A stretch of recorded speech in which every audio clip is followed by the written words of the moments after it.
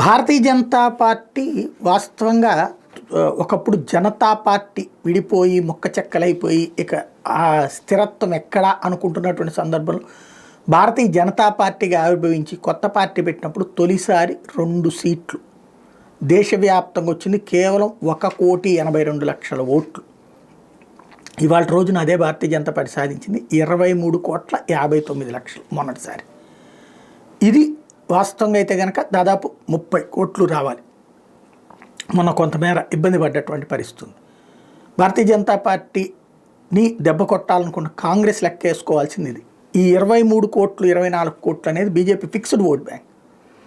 ఆ తర్వాత మిత్రపక్షాలతో కలిపితే ఇంకొక 10 కోట్ల ఓట్ బ్యాంక్ ఉంటుంది. టోటల్ 90 కోట్లలో ఓటర్లలో ఒక 20 కోట్లు వేయకపోతే 70 కోట్లు వేస్తే 70 కోట్లలో 40 అంటే పెద్ద ఎత్తునే.